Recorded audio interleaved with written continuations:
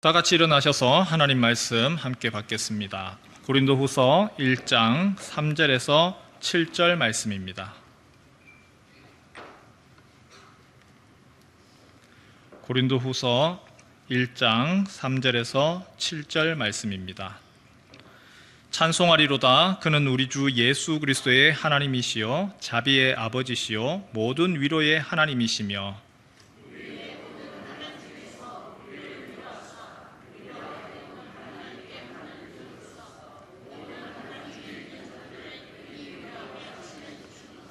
그리스도의 고난이 우리에게 넘친 것 같이 우리가 받는 위로도 그리스도로 말미암아 넘치는도다.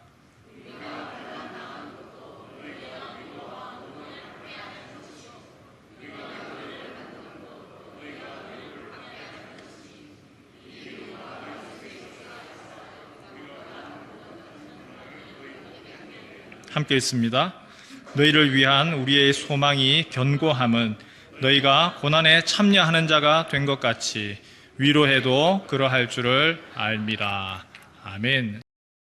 코로나로 인하여서 많이 달라진 것 중에 하나가 교회에서는 뭐 하는 교회도 있고 요즘에 안 하는 교회도 있지만 유튜브로 예배 방송을 실황을 합니다. 코로나 때부터 했던 거라서 멈추기도 그렇고 그냥 해요. 그런데 이렇게 예배 방송을 하면서 그전에는 몰랐던 것들을 봅니다. 그 중에 하나가 선배지만 잘 아는 친구지만 설교를 어떻게 하는지 목사들도 몰라요. 직접 듣지 않으면은. 그런데 저렇게 설교하는구나.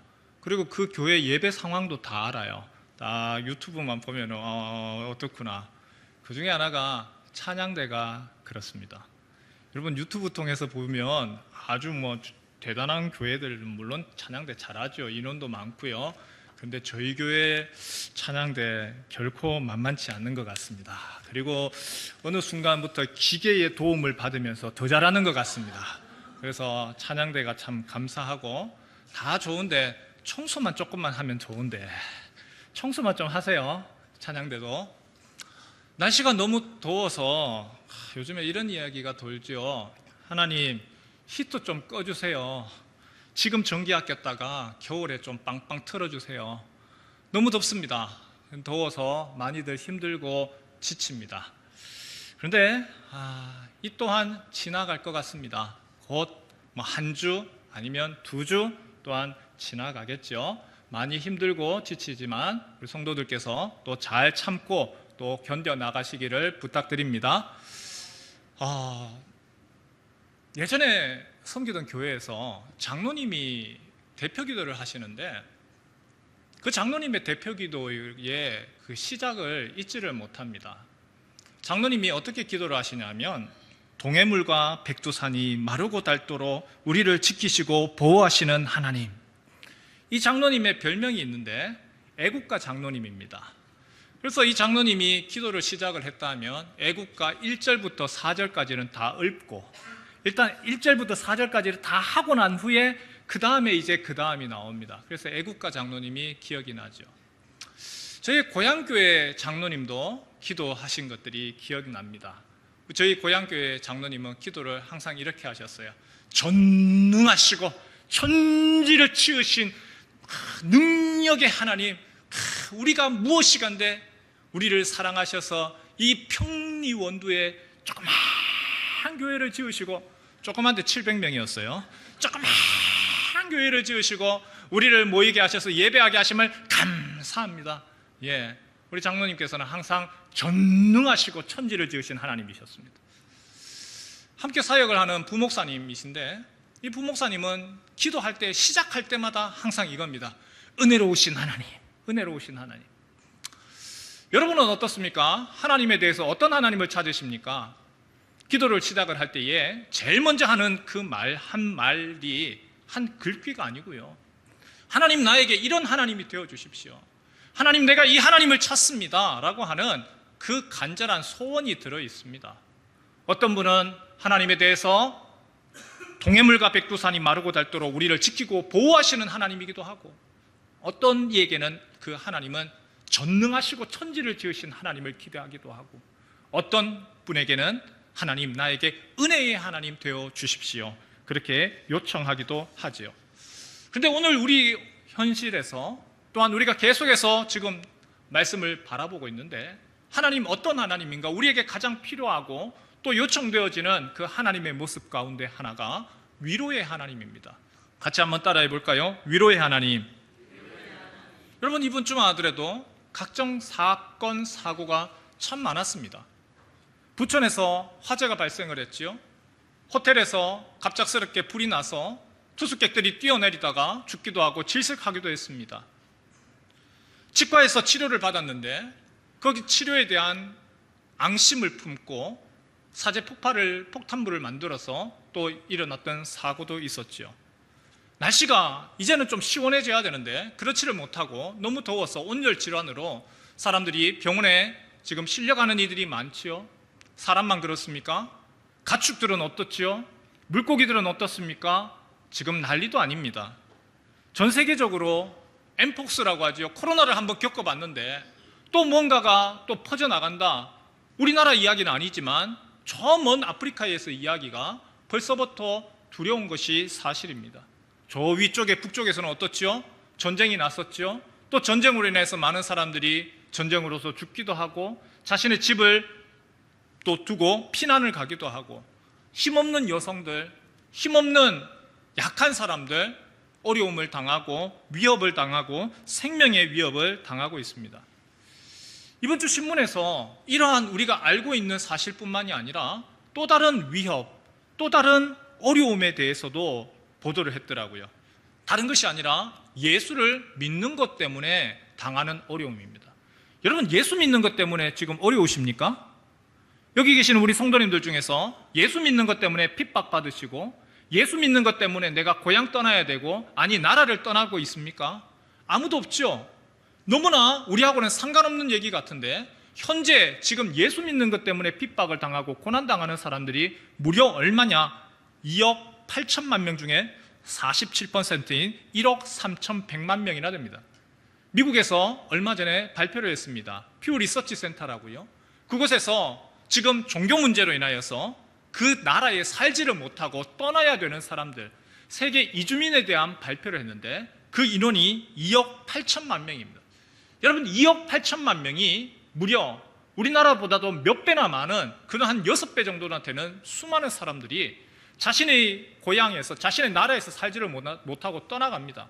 그 중에서 예수 믿는 것 때문에, 내가 예수 믿는다라고 하는 것 때문에 핍박받아서 떠나는 사람이 얼마냐? 47%, 무려 1억 3,100만 명입니다.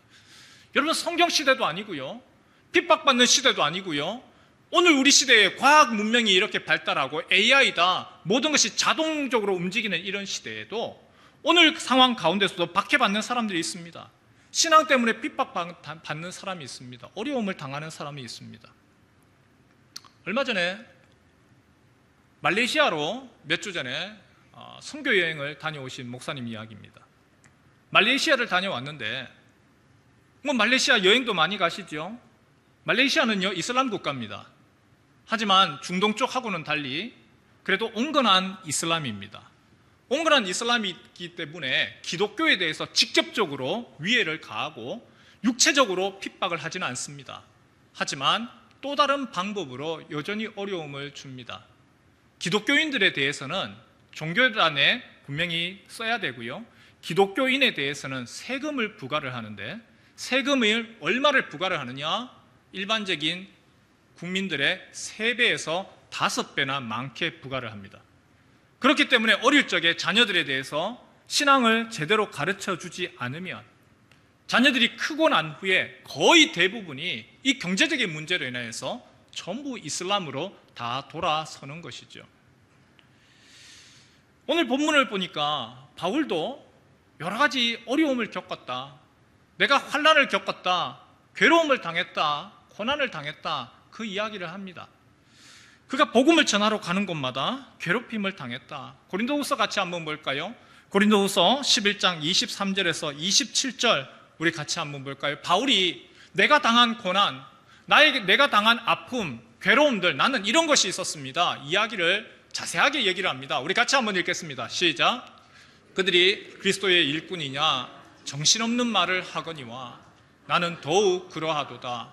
내가 수고를 넘치도록 하고 옥에 갇히기도 더 많이 하고 매도 수없이 맞고 여러 번 죽을 뻔하였으니 유대인들에게 40에서 하나 감한 매를 5번 맞았으며 3번 태장으로 맞고 1번 돌로 맞고 3번 파선하고 일주야를 깊은 바다에서 지냈으며 여러 번 여행하면서 강의 위험과 강도의 위험과 동족의 위험과 이방인의 위험과 시내의 위험과 광야의 위험과 바다의 위험과 거짓 형제 중에 위험을 당하고 또 수고하며 애쓰고 여러 번 자지 못하고 줄이며 목마르고 여러 번 굶고 춥고 헐벗었노라.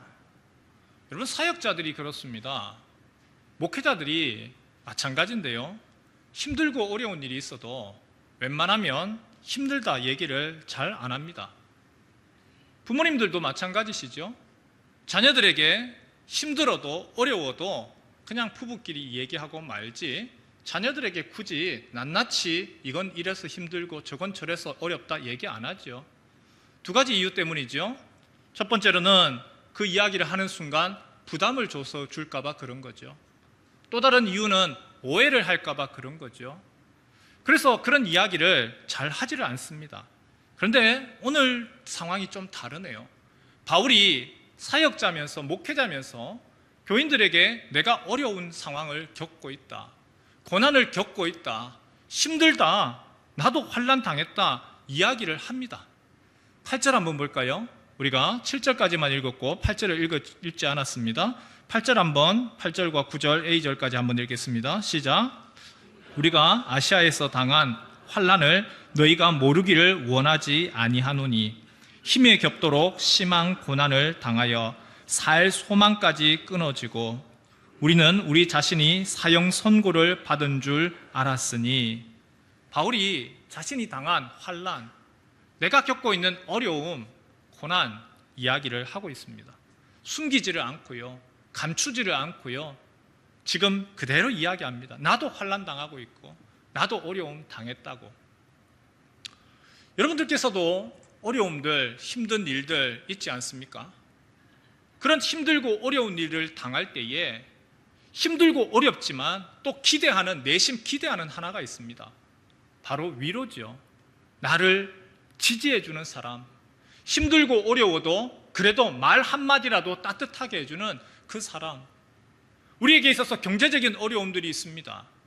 우리에게 있어서 육체적인 어려움이 있습니다.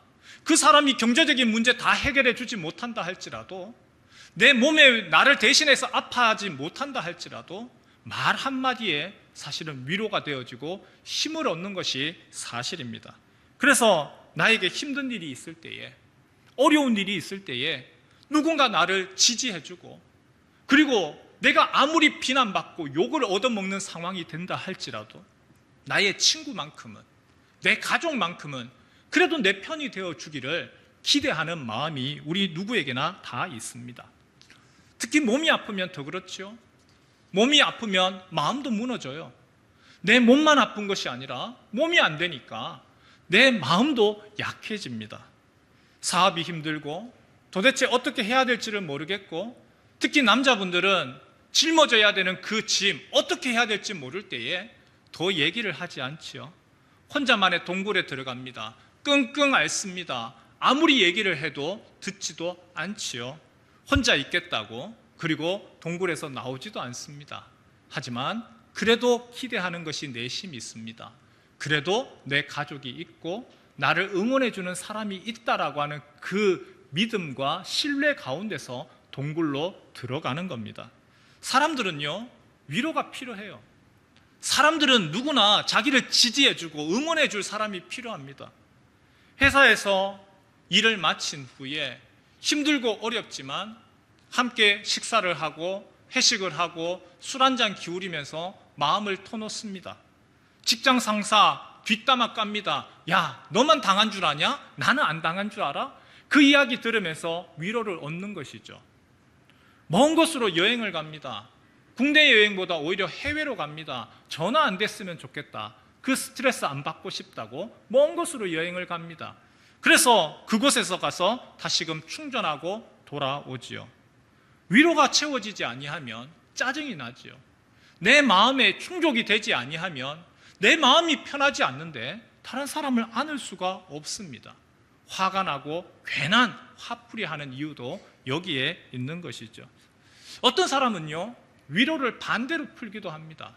힘들고 어려우면 위로 받기는커녕 내 혼자 알아서 할 거야. 그리고 나중에 보란 듯이 내가 갚아줄 거야. 도끼를 품지요. 오히려 일에다가 더 집중을 합니다. 그렇게 달려가는 그런 사람도 있습니다. 그런데 약효가 얼마 갑니까? 약효가 얼마 가지요? 회사 상사 때문에 스트레스 받아서 술 한잔하고 마음 풀었는데 아침에 눈 떠보면은 또 출근해야 되는 거예요. 어제 마음 풀었다고 하지만 오늘 가서 또 보기 싫은 사람 얼굴 봐야 됩니다. 여행 가기 전에는 어떻게든지 참았습니다. 조금만 참자. 이제 일주일 남았다. 3일만 있으면. 그렇게 기분 좋게 여행을 갔다 왔지만 여행 다녀온 후에 이제는 기대도 없고 희망도 없고 이제는 소망도 없습니다. 더 힘들지요. 더 지치고 또다시 반복되는 굴레로 들어갑니다. 일이라고 하는 거, 그래 내가 성취를 해서 보란 듯이 내가 한번 그렇게 보여주리라 능력을 발휘했습니다. 그래서 최고의 자리로 올라갔습니다. 그런데 아무도 없어요. 내 주변에 사람이 없어요. 혼자서 오히려 더 외롭고 내가 무엇 하려고 이렇게까지 했는가 싶은 외로움과 실망뿐입니다. 바울이 고난에 대해서 이야기를 하고 힘들다 어렵다 이야기를 하면서 힘들다 어렵다 얘기만 한 것이 아니라 그러나 내가 힘든 과정 가운데서도 나를 위로해 주는 분이 있더라는 거예요. 힘들다를 얘기했던 이유는 무엇이냐면 그 힘든 과정이 끝이 아니라 힘들 때에 나를 도와주시는 분이 있더라. 위로하시는 분이 있더라. 그 위로자에 대해서 이야기를 하고 싶었던 것이죠. 우리 3절 4절 말씀 같이 함께 읽을까요? 3절과 4절입니다. 시작. 찬송하리로다. 그는 우리 주 예수 그리스도의 하나님이시요 자비의 아버지시요 모든 위로의 하나님이시며 우리의 모든 환난 중에서 우리를 위로하사 우리로 하여금 하나님께 받는 위로로서 모든 환난 중에 있는 자들을 능히 위로하게 하시는 이시로다. 바울이 하나님에 대해서 표현을 하는데 특별히 고린도후서에서 강조하는 표현이 있습니다. 하나님은 어떤 분이시냐? 위로의 하나님이시더라. 예수 그리스도의 하나님, 자비의 아버지. 그러나 계속해서 반복되는 거 위로하시는 분. 위로하시는 하나님이다. 위로하시는 하나님이다. 위로하시는 하나님이다. 모든 환난 중에서 어려움과 공고함 가운데서 위로하시는 하나님이라. 우리의 약한 육체 가운데서 그대로 내버려 두는 것이 아니라 그 약한 육체 가운데 찾아오셔서 어루만지시는 하나님이시고 우리의 정신적인 고통이 있습니다. 사람이라고 하는 것이 몸만 힘든 것이 아니죠. 정신적인 고통, 그 스트레스, 그 가운데서 직접 찾아오셔서 위로하시는 하나님이라. 그리고 우리의 영혼, 영적인 공고함 상태 가운데 내버려 두시는 것이 아니라 찾아오시는 하나님이라. 여러분, 우리가 십자가 이야기를 하는데 십자가가 무엇이죠? 십자가는요, 하나님이 하나님의 자리에 앉아만 계시는 것이 아니라 하나님이 직접 이 자리에 찾아오신 것이 바로 십자가고 구원이죠. 하나님이 말로만이 아니라 이 땅에 찾아오셔서 본인이 고통을 당하시고 십자가라고 하는 그 고통을 인간에 당할 수 있는 그 최고의 고통과 아픔 직접 겪으셨고 정신적인 스트레스, 자기를 싫어하는 사람들, 대제사장들, 율법자들 그들로 인해서 정신적인 스트레스를 직접 받으셨고 영적인 고통 직접 받으셨죠. 십자가라고 하는 것이 하나님의 진노가 임하는 곳이죠. 하나님이 직접적으로 진노하시는 그곳에 예수님이 직접 그 진노를 겪으시면서 직접 그 영혼의 고통을 겪으셨습니다. 그래서 예수님이 이야기하시죠. 내가 어떤 고통도 어떤 괴로움에 처한 사람도 위로하지 못할 사람이 없다. 우리의 육체의 아픔으로 인하여서 우리의 정신적인 고통으로 인하여서 우리의 영적인 아픔에 모르시는 분, 몰라 하시는 분이 아니라 내가 너희를 사랑하고 자비를 베푸시는 하나님이다. 무엇이든지 사람이 잘 되고 그리고 형통할 때에는 주변 사람들이 참 많습니다. 내가 잘 되는데 그러다 보니까 내 주변에 사람들이 많죠. 그런데 반대의 상황이 되면 어떻습니까? 어려움에 직면을 합니다. 힘든 상황에 빠져갑니다. 그러면 그렇게 가까이에 있던 사람도 떠나갑니다. 혼자죠. 외롭습니다. 그런데 예수님 뭐라고 이야기하시냐? 내가 그 가운데서 와서 너의 그 빠져가는 늪 가운데 있는 것을 내가 건져내리라. 허우적대는 상황 가운데서 건져내리라. 예수님이 나보다 더 잘하시고 나를 건지시는 분이시라. 내 인생을 돌아볼 때에 바울이 이야기합니다. 그때마다 어려움이 있었습니다. 고난이 있었습니다. 힘든 것이 있었습니다. 그러나 그 고난과 힘든 것으로 끝이 아니라 그 가운데서 하나님의 위로가 그때그때마다 있었습니다. 욥기를 우리가 잘 알지요. 욥기라고 하는 거 너무나 욥이 고난당했다 그 얘기는 우리가 잘 아는데 욥이 고난을 통하여서 알게 되는 것이 또 하나가 있습니다. 욥이 고난의 과정을 통하여서 그가 깨닫게 되는 것이 있습니다. 우리 욥기 42장 한번 볼까요? 욥기의 거의 마지막 부분이죠. 욥기 가운데서 욥이 이렇게 고백을 합니다. 같이 한번 읽을까요? 시작. 내가 지금까지는 하나님을 귀로만 들었지만 이제는 환난으로 인해서 하나님을 내 눈으로 보나이다. 내가 지금까지는 하나님을 귀로만 들었습니다. 하나님 위로하시는 하나님이십니다. 하나님 여러분의 어려움 가운데서 하나님 건져주십니다. 찾아가십니다. 내가 귀로만 들었지만 그러나 내가 그러한 상황에 내가 빠져보고 내가 그러한 상황에 직면했을 때에 그 하나님이 환난 가운데서 나를 건지시는 하나님이신 것을 내가 경험했습니다. 바울도 똑같은 고백을 합니다. 사람에게 배신당했습니다. 죽을 정도로 매도 맞아 보았습니다. 수고는 했지만 열매는 없습니다. 때로는 위축되기도 합니다. 좌절되기도 합니다. 내가 이런 고생하면서 왜 이것을 해야 되는가? 그러한 마음에 힘든 일도 있습니다. 그러나 그때마다 오히려 내가 좌절하고 힘들며 어려울수록 환난 가운데서 도우시는 분이 있더라. 주님의 위로가 있더라. 고린도후서 1장 5절 말씀 바로 그렇게 이야기를 하죠. 세 번역으로 했는데요. 같이 한번 읽어볼까요? 그리스도의 고난이 우리에게 넘치는 것과 같이 그리스도로 말미암아 우리의 위로도 또한 넘칩니다. 바울이 그냥 고난에 내가 이런 고난이 겪고 내가 어렵다 힘들다 얘기한 것이 아니고 그리스도로 말미암아 위로도 넘칩니다. 고난만 있는 것이 아니라 부모가 자식들에 대해서 자녀를 키울 때에 어려움 가운데 내팽겨치는 것만이 아니라 그 가운데서 감당할 수 있도록 해주고 또한 보이지 아니하는 곳에서 돕더라라는 것이죠. 하나님의 위로가 각자에게 참 다르게 오는 것 같습니다. 하나님 어떻게 위로하십니까? 제 친구 목사님인데요. 이 친구 목사님에게는 하나님이 위로를 하시는데 먹는 것으로 위로를 하시더랍니다. 여러분 목회자도 힘들지요? 스트레스 받습니다. 그래서 너무 힘들어서 그렇게 넋두리처럼 기도했답니다. 하나님 힘들어요. 너무 힘듭니다. 근데 명이나물도 먹고 싶어요. 이분은 먹는 것을 되게 소중히 여깁니다. 그래서 힘든데 지치는데 명이나물 먹으면 얼마나 좋을까? 그리고 난 후에 신방을 끝나고 난 후에 목양실을 갔는데 택배 박스가 하나가 와 있대요. 박스로. 이 안에 뭐가 들어있을까요? 어떻게 아세요? 명이나물이 와 있더래요. 그것도 한 박스나. 누가 보냈는가 봤더니 고향 친구가 보냈답니다.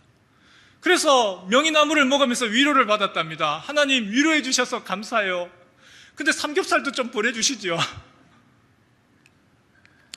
어떤 목사님은 제가 선배 목사님이신데 담임 목사님이시고 참 목회를 잘하세요. 그래서 제가 참 그분한테 배울 것도 많고 같이 도움도 많이 받습니다.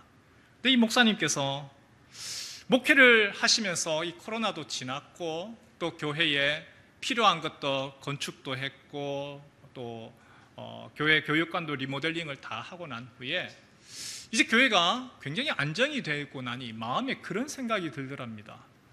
내가 주님이 나를 보내셔서 내가 이런 일들을 했는데 이제는 좀 평안해졌고 이제는 좀 안정이 된 것 같다. 내가 이제 할 일이라고는 여기서 이제는 그만하고 이제 새로운 사역지, 하나님이 나를 또 필요로 하는 곳에 보내시면 내가 그곳에서 내가 또 해야 되지 않을까, 그 마음을 가지고 기도를 했답니다. 그래서 하나님, 나에게 있어서 참 선한 마음으로 주님께서 주신 이 목회지를 최선을 다했고 이제는 주께서 새로운 곳으로 보내시면 내가 그렇게 충성하겠습니다. 그렇게 마음을 먹었답니다. 그리고 이제 장로님들에게 이번 주일날 가서 내가 당회에서 이야기를 해야지, 그 마음을 딱 먹었는데 금요일날 갑작스럽게 배가 아프고 몸을 뒤를 어떻게 할 수가 없대요. 그래서 병원을 실려갔습니다. 실려갔더니 큰 병이래요. 치질. 뻥 터졌는데 긴급 수술을 안 하면 안 된답니다. 그래서 긴급 수술을 했어요. 치질을 긴급 수술을 해서 그 주일날 설교도 못할 정도였대요. 설교도 못하니까 그 교회에 가서 장로님들 만났겠습니까? 사임하겠다고 말도 못한 거죠. 그 이후에도 몇 번이나 특별한 일들을 겪었답니다. 희한한 경험들을 하면서 그제서야 그분이 깨닫는 것이 있죠. 아, 하나님이 막으시는구나. 하나님이 간섭하시는구나. 그래서 하나님이 나에게 있어서 내가 아무리 선한 마음이 있다 할지라도 이것은 아니구나, 막으심에 대해서 감사했다 하더라고요. 성도 여러분, 우리는 모두 다 어려움이 있지요. 고통들이 있습니다. 남모르는 괴로움이 있습니다.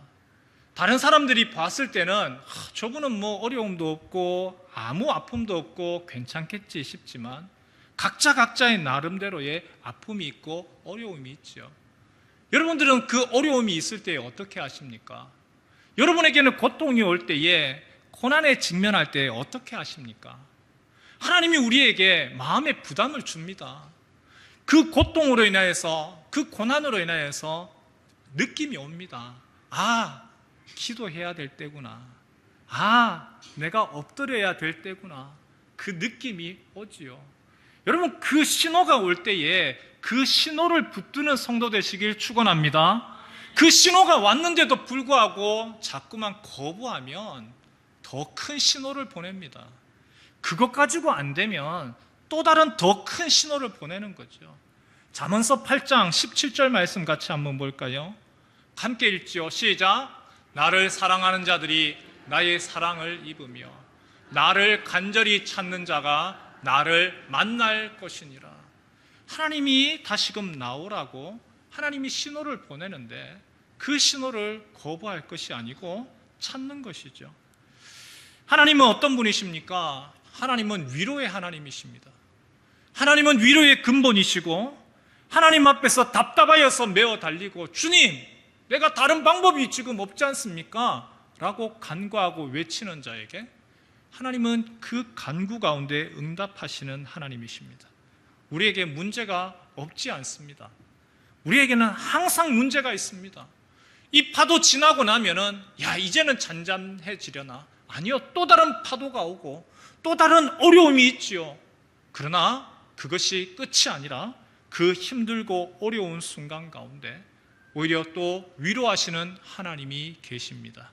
그래서 그 순간 그 위로하시는 하나님으로 인해서 또 그 파도 지나고 그 고비 지나가는 것이죠.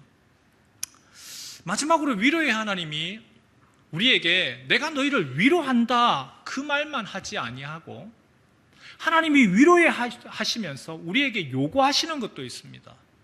하나님 우리를 찾아오셔서 명이나물도 주시고 취질로 뻥 터뜨려가지고 길도 막으시지만 그것만이 다가 아니라 하나님 우리에게 너희도 위로의 사람이 되라고 이야기합니다. 하나님의 도구로서 위로해라. 하나님의 도구로서 위로자가 되라 요구하시는 것이죠.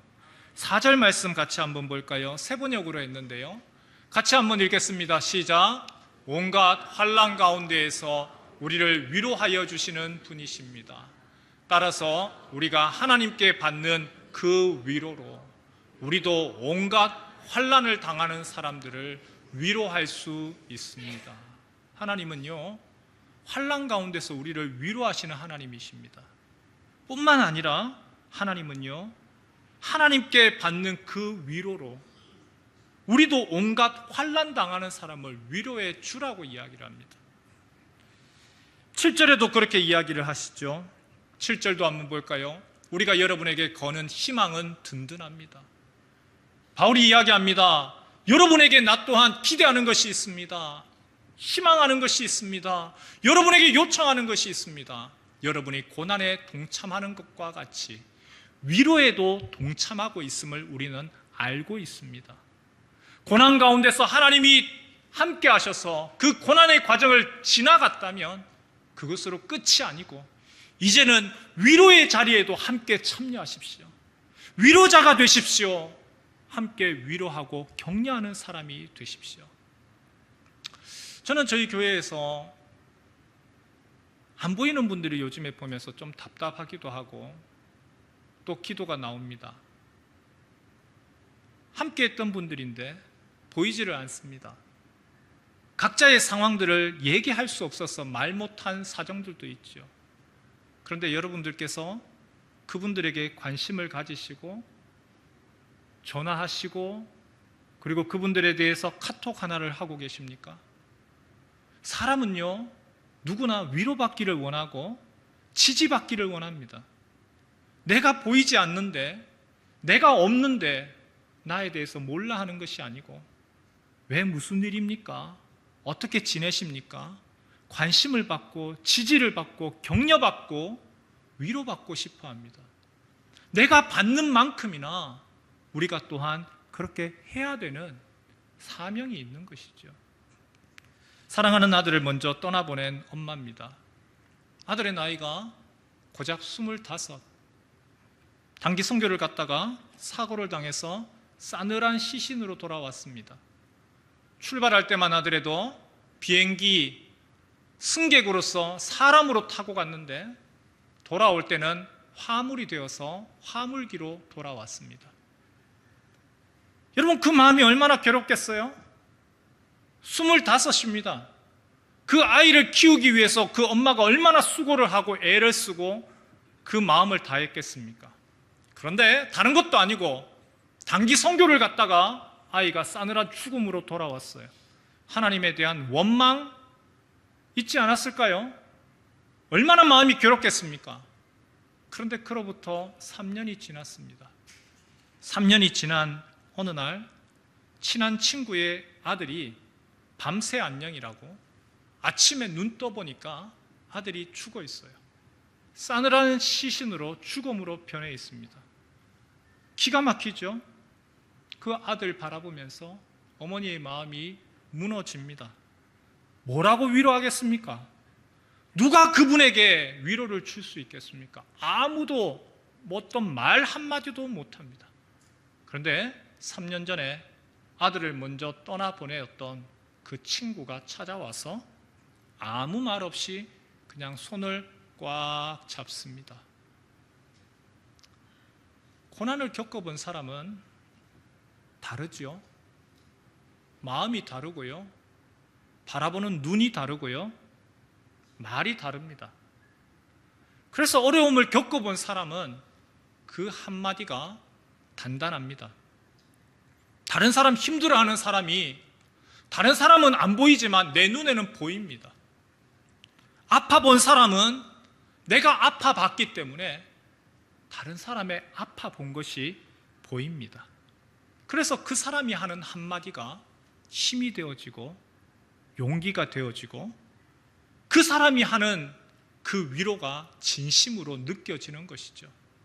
고난을 통하여서 단단해졌기 때문에 그 어려움의 순간들을 통하여서 성숙해졌기 때문에 그 힘든 과정들을 통하여서 담을 수 있는 폭이 넓어졌기 때문에 그렇습니다. 하나님이 우리에게 나는 위로의 하나님이라. 내가 너희의 어려움 가운데서 찾아가서 위로하겠다. 하나님 그렇게 말씀하시면서 동시에 우리에게도 요구하는 것이 바로 이것이죠. 고난으로 인하여서 힘든 시간들, 그 하나님의 위로를 경험했고 그 하나님의 위로를 겪었으면 이제는 내가 가서 위로자가 되라고, 네가 가서 어려움 가운데 있는, 고통 가운데 있는 사람에게 말 한마디로 그 사람을 격려하고 일으키는 사람이 되라고 주님이 오늘 우리에게 요구하시는 것이죠. 우리 교회와 성도들이 이러한 위로의 사람, 그리고 사람을 살리는 영혼의 도구가 되었으면 좋겠습니다. 하나님의 위로를 경험을 하고 그 고난의 상황 가운데서 주님, 내 힘으로는 못합니다. 힘듭니다. 어렵습니다. 그래서 엎드리고 그 과정 가운데 나에게 있어서 어려움이, 나로 인해서 풍랑이 하나님이 나와 함께 하시는 과정이구나 겪고, 또한 그 이후에 힘들어 어려워하는 사람들, 하나님이 보이는 사람들, 그들에게 손을 내밀고 말 한마디로써 그리고 함께 끌어안을 수 있는 그러한 위로의 도구가 되는 우리 모든 성도들 되시길 주님의 이름으로 축원합니다.